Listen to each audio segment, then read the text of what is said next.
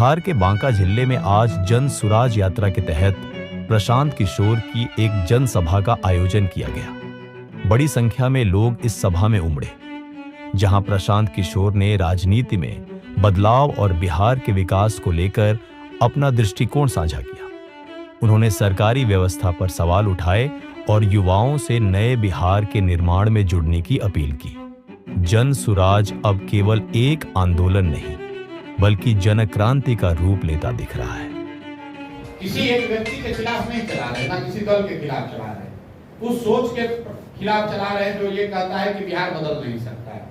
उस सोच के खिलाफ चला रहे जहां लोग कहते हैं कि लालू के डर से भाजपा को वोट दे और भाजपा के डर से लालू को वोट दे। उस सोच के खिलाफ चला रहे हैं जहां लोग कहते हैं कि बिहार में इतना जाति है, इतना भ्रष्टाचार है, यहाँ पर इतना बाहुबल है कि कोई यहाँ खड़ा ही नहीं हो सकता है।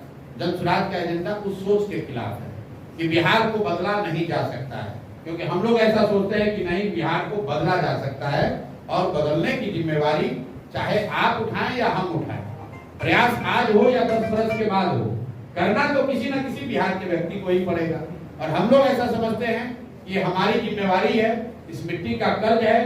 अगर भगवान ने हम लोग को बुद्धि शक्ति दी है तो हम लोग को निश्चित तौर पर इसके लिए प्रयास करना चाहिए, इसीलिए प्रयास कर रहे हैं। जो सेशन पास हुआ है, इसके बारे में आप क्या कहना चाहेंगे? वक्फ बोर्ड के कानून के मेरिट को अगर हटा दिया जाए वो अच्छा है, खराब है उसको छोड़ दीजिए। हमारा या जनसुराज का वक्फ बोर्ड को लेकर विरोध इस बात को लेकर है कि जब देश बना, कुछ जो बेसिक मूल्यों के साथ देश बना, उसका संविधान बना, उनमें अगर कोई आप आमूलचूल परिवर्तन करते हैं तो जो लोग भी ये परिवर्तन कर रहे हैं उनकी ये जवाबदेही है, नैतिक और राजनीतिक जवाबदेही है कि जो समाज का वर्ग उससे प्रभावित हो रहा है उसको विश्वास में लेकर वो कानून बनाया जाए। वक्फ का कानून जो बना है, मुझे नहीं लगता है कि भाजपा वाले उस वक्फ में ट्रांसपेरेंसी लाने के लिए या उस कोई फंक्शनिंग को बेहतर करने के लिए लेकर आए हैं। विशुद्ध तौर पर हिंदू मुस्लिम की राजनीति करने का इनका एजेंडा है। इसका प्रमाण ये है कि आप देखिए, पीछे एक कानून आया था सीए एनआरसी का, और भाजपा के समर्थकों को ये बताया गया कि सीए एनआरसी कानून इसलिए देश में जरूरी है क्योंकि यहाँ से मुस्लिम शरणार्थियों को, मुस्लिम आतंकवादियों को हटाना है। कुछ लोगों ने ये भी कहा कि हिंदू खतरे में है, अफगानिस्तान में, पाकिस्तान में, बांग्लादेश में, उनको लाकर देश में नागरिकता देनी है, इसलिए सीए एनआरसी लगाया गया, का कानून लाया गया। अब मैं आपके माध्यम से भाजपा के अपने साथियों से, उनके समर्थकों से पूछना चाहता हूं कि भाई सीए एनआरसी देश में लागू है, बता दो कि पिछले 2 साल में कितने हिंदुओं को तुमने अफगानिस्तान, पाकिस्तान, बांग्लादेश से लाकर उनको नागरिकता दी है, या ये बता दो कि कितने मुस्लिम आतंकवादियों को तुमने उस कानून के तहत देश से हटा दिया। अब वो कानून भूल गए। मेरे भाई, सीए एनआरसी इसलिए लाए थे कि बंगाल में 1-1.5 करोड़ वोट पोलराइज करके लिया जा सके। तो इनका एजेंडा है हर साल 1.5 साल में कोई ना कोई एक ऐसा मुद्दा लाओ जिससे समाज में हिंदू मुस्लिम वाली बात चलती रहे। इनका अगर एजेंडा ये होता कि वक्त में ट्रांसपेरेंसी आए, उसमें जो गलती हुई है उसको सुधार किया जाए। किसी ने मुझे कहा कि वक्त के कानून से अगर भूमिहीनों को जमीन मिलेगी, आपको क्या दिक्कत है? हमने कहा भाई तुम कानून पढ़ के दिखा दो। अगर कानून में लिखा हुआ है कि वक्त में वक्त की कोई ऐसी जमीन जो गलती से वक्त के पास है उसको लेकर भूमिहीनों में बांटा जाएगा, कहाँ कानून में लिखा गया है? भाई इनका उससे कोई लेना देना नहीं है। इन्होंने बस खाली हिंदू मुसलमान करना है, जैसे सीए एनआरसी पर किया, जैसे ट्रिपल तलाक पर किया, जैसे कॉमन सिविल कोड पे कर रहे हैं, इससे कोई लेना देना नहीं। इस भाजपा की सरकार में एक ही दिक्कत है, हम भी मोदी जी के साथ बहुत दिन काम किए हैं, ये गोल पोस्ट बदलते रहते हैं। अभी कल एक रिपोर्ट पढ़ रहा था कि आरबीआई ने सर्कुलर जारी किया है कि 500 के काउंटरफिट नोट बहुत बड़ी संख्या में बढ़ गए। आपको याद होगा जब डीमोनेटाइजेशन किया गया तो कहा गया कि काउंटरफिट नोट खत्म हो जाएगा, आतंकवाद खत्म हो जाएगा। अब कोई सवाल ना उनसे पूछ रहा है ना वो जवाब देते हैं। आप लोग फिर हम नया चीज लेकर आ गए, अब नया चीज बात करेंगे। पहले कहा भाई 5 ट्रिलियन की इकोनॉमी हो जाएगी, अब कोई नहीं पूछ रहा है कि 2014 में कहा कि सारे लोगों को घर मिल जाएगा, फिर 22 में आके कह रहे हैं कि 5 ट्रिलियन की इकोनॉमी हो जाएगी। अब 25 आते आते कह दिया कि हम तीसरे बड़े इकोनॉमी हो जाएंगे। भाई जो पहले कहा था उस पर भी तो जवाब दे दो। कल मोदी जी आ रहे हैं और मैं अच्छा किया कि आपने सवाल उठा दिया। अब मोदी जी से आप लोग को एक ही सवाल आपके माध्यम से पूछना चाह रहा हूँ कि 2015 में सर आप आए थे, 1,25,000 करोड़ के पैकेज की घोषणा आपने आरा से बिहार के लिए की थी। 2015 के बाद से लगातार दिल्ली में आप ही की सरकार है और बिहार में भी नीतीश और भाजपा की सरकार 10 में 7 साल रही है। तो कृपा करके ये बता दीजिए कि क्या आपने 1,25,000 करोड़ भेजा कि नहीं भेजा?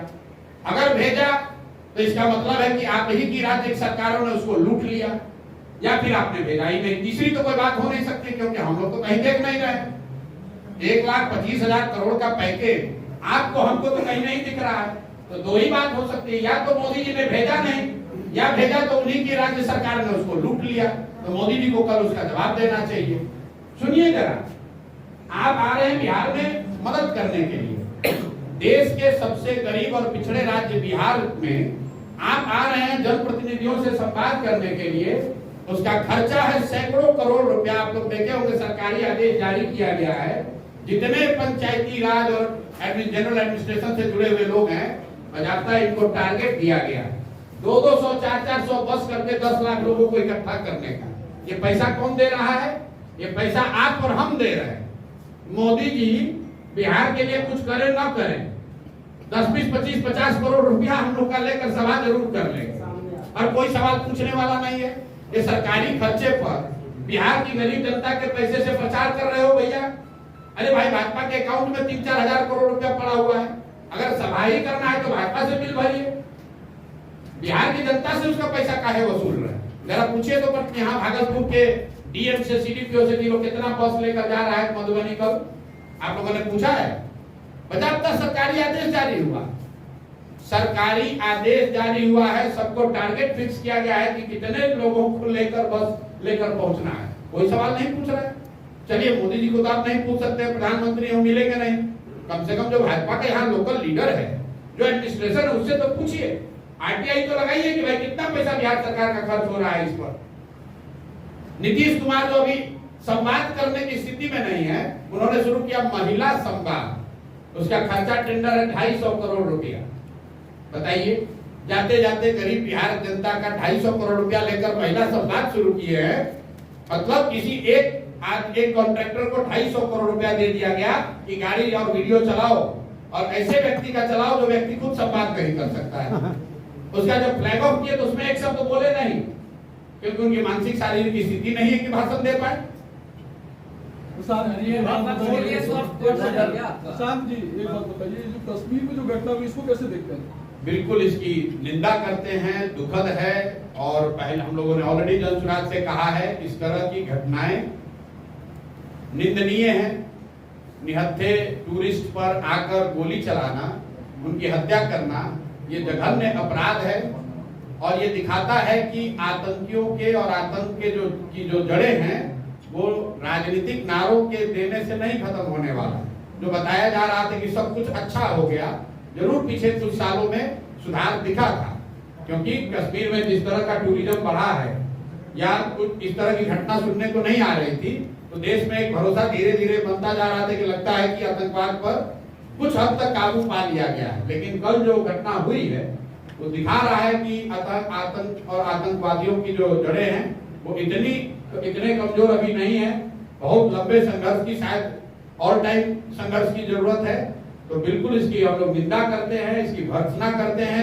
जिन शब्दों में इसकी निंदा की जाए वो कम है। मुर्शिदाबाद पे चुप्पी क्यों है सर? किसकी चुप्पी? बंगाल में किसकी चुप्पी? मेरी चुप्पी? मेरे भाई, ऐसा है, आपने तो कोई पूछा नहीं सवाल कि हमने जवाब नहीं दिया। और हम बिहार में हैं तो केरल में भी कोई घटना हो रही है, तमिलनाडु आंध्र प्रदेश में भी घटना हो रही है, तो आप क्या कहते हैं कि हम पीरपैंती में आकर मुर्शिदाबाद की चर्चा करें, जूनागढ़ की चर्चा करें, केरल की चर्चा करें कि पीरपैंती की चर्चा करें? आप अगर सवाल पूछेंगे तो प्रशांत किशोर हर सवाल का जवाब दे ही रहे हैं, रोज मिल रहे हैं, मीडिया से मुखातिब हो रहे हैं। मुर्शिदाबाद की घटना बिल्कुल गलत है। उसको आप जातीय और धार्मिक उन्माद के का कलर मत दीजिए। जो भी वहां पर देखिए, जो भी कानून का उल्लंघन कर रहा है या जो भी किसी भी तरह के हिंसा में शामिल हो रहा है, तो हिंदू हो, मुसलमान हो, सिख हो, अगड़ा हो, पिछड़ा हो, कोई भी हो, उसकी भर्त्सना होनी है, उसकी शिकायत, उसकी निंदा होनी है। इसमें कहीं कोई इफ बट किंतु परंतु नहीं है। पूरा कहलगांव विधानसभा जो है वो फ्लाई एक्ट से परेशान है। 10 से 15,000 बच्चे रोज कहलगांव से आसपास के इलाके से स्कूल में आते हैं और सांसद और विधायक वहां के पूरे मौन है और जनता धूल फाक के मर रही है। तो इस पर आप क्या कहना चाहेंगे? इस पर डबल इंजन की सरकार पिछले 10 वर्षों से चुप क्यों है? और बच्चे जो आम ग्रामीण है, जो शहरी लोग हैं, वो पूरी तरीके से बेदम हो रहे हैं। इस पर सवाल कोई क्यों नहीं उठा रहा है? बच्चे और लोग परेशान हैं, लेकिन आप भी भागलपुर में ही रहते हैं, यहीं के पत्रकार हैं। यहाँ के लोग उसी नेता को बार बार फिर जिताएंगे तो स्वाभाविक तौर पर उनको परेशानी होगी। मैं पूरे बिहार घुमा हूँ और जब लोग ये बताते हैं, पूछते अच्छा विधायक जी कितना बार से जीत रहे हैं, तो कहता है 3 बार से। सांसद महोदय कितना बार से जीत रहे हैं, तो भैया 4 बार से। तो मेरे भाई, अगर आप समस्या से परेशान हैं तो उसी नेता को वोट क्यों दे रहे हैं? 2014 में मोदी जी मोतिहारी में भाषण दिए, उस भाषण को लिखने वालों में भी हम लोग रहे होंगे।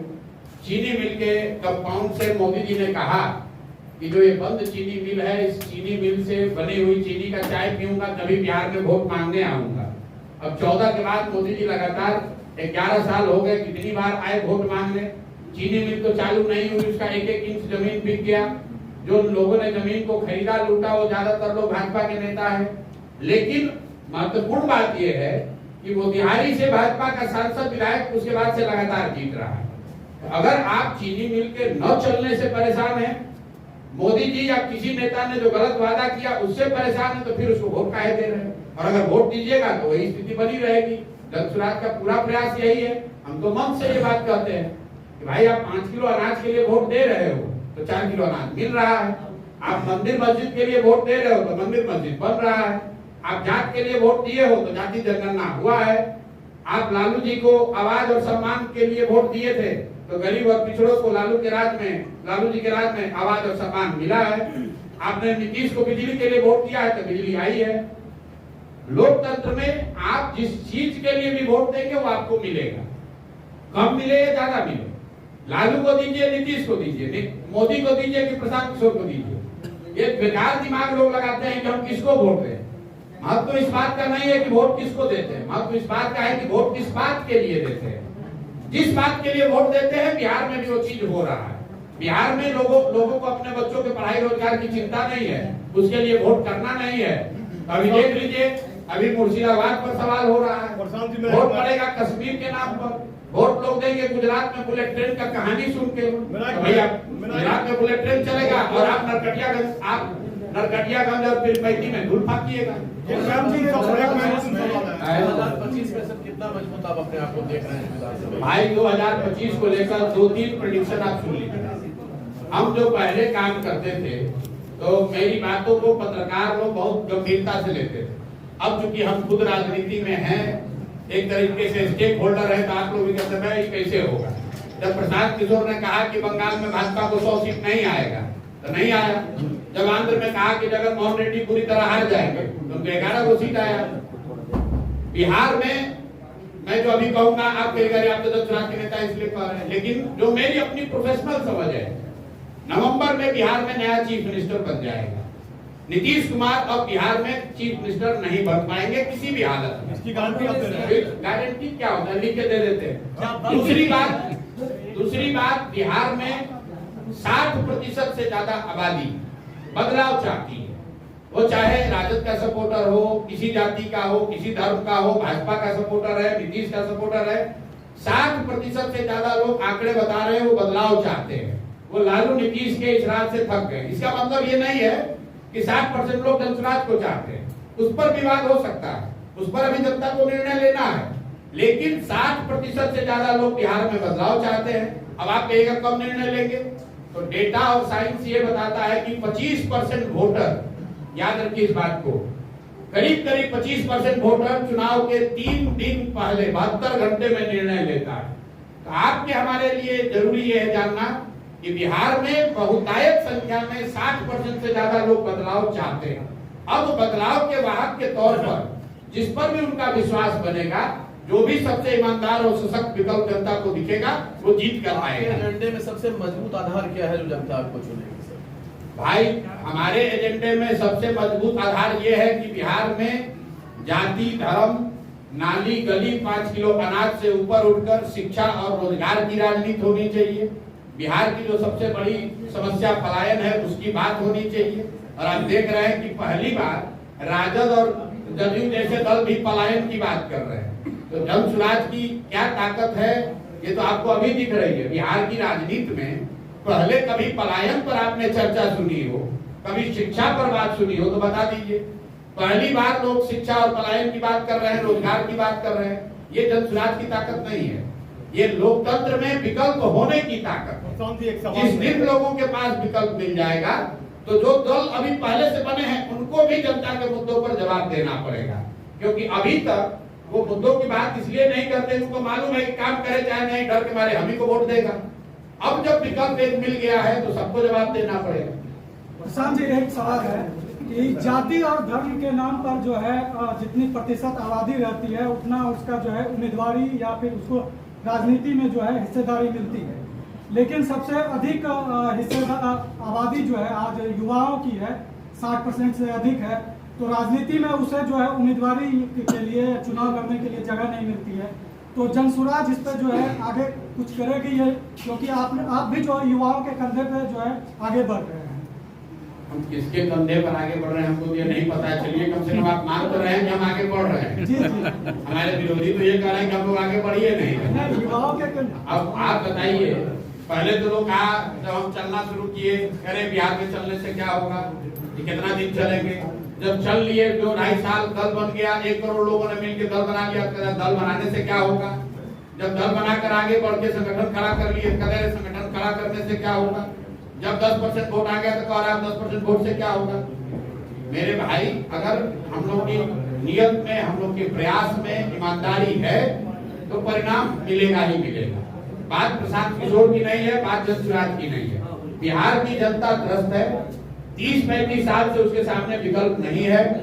अब एक विकल्प जो भी अगर सामने आ रहा है तो जनता उसको बहुत करीब से देखेगी, चर्चा करेगी। अब हम लोग की जिम्मेवारी है, अगर हम लोग के चरित्र में, हम लोग के व्यक्तित्व में, हमारे आचार विचार में वो प्रभाव होगा, वो सच्चाई होगी, वो ईमानदारी होगी तो जनता हम लोग को चुनेगी।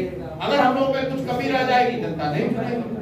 प्रशांत जी, एक सवाल है, इतनी बड़ी पार्टी आपकी हमारी, इतनी बड़ी पार्टी है, सृजन घोटाले पर आपने सवाल क्यों नहीं किया? इस बार लोगों का खाता खुला भागलपुर में, इस बार सृजन घोटाला सबसे बड़ा घोटाला। भाई आप देखिए, हमने तो भागलपुर दंगों की भी बात नहीं की।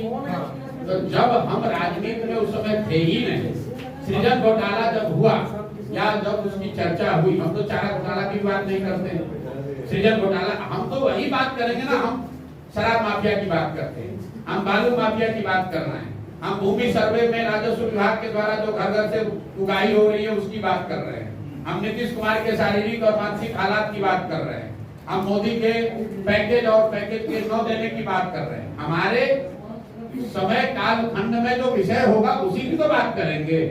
अब श्री कृष्ण बाबू के टाइम में बिहार का क्या मुद्दा था उस पर चर्चा हो सकती है, लेकिन वो राजनीतिक तौर पर उस पर रोज टीका टिप्पणी करना पैसा। अभी जदयू नीतीश कुमार के बेटे को प्रोजेक्ट करने की कोशिश कर रहा है। देखिए, मैं जो व्यक्ति राजनीति में नहीं है उन पर टीका टिप्पणी करना उचित नहीं समझता हूँ। लालू जी के परिवार से भी जो उनके सदस्य राजनीति में नहीं है मैं उन पर टीका टिप्पणी नहीं करता हूँ। मैं जहाँ तक मैं जानता हूँ नीतीश जी के लड़के अभी राजनीति में नहीं है, और जब वो राजनीति में आए तब उस समय टीका टिप्पणी की जाएगी। ये तो पत्रकारों का अपना स्पेकुलेशन है कि अब आ रहे हैं, कल आ रहे हैं, परसों जा रहे हैं। जहाँ तक मेरी जानकारी है वो राजनीति में अभी नहीं है। जब आ जाएंगे तो लोकतंत्र है, सबका स्वागत है, इस समय चर्चा होगी उस पर।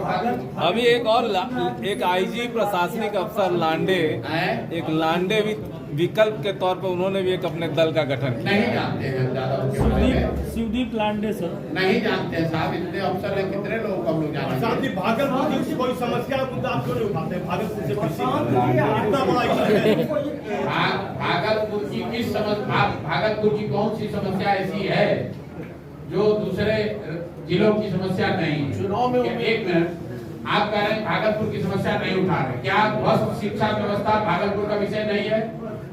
क्या यहाँ से गरीब लोगों के गरीब लोगों के पलायन का मुद्दा भागलपुर का मुद्दा नहीं है? क्या भूमि सर्वे में हो रहा जो भ्रष्टाचार है वो भागलपुर के लोगों का मुद्दा नहीं है? क्या घर घर बिक रही शराब और शराब माफिया भागलपुर का मुद्दा नहीं है? क्या बालू माफिया और बालू का अवैध कारोबार भागलपुर का मुद्दा नहीं है? या सीबीआई स्मार्ट घोटाला मुद्दा नहीं है? अरे भैया, हजारों खाता खुला है, अरे पब्लिक का पैसा चला गया है। चलो। आप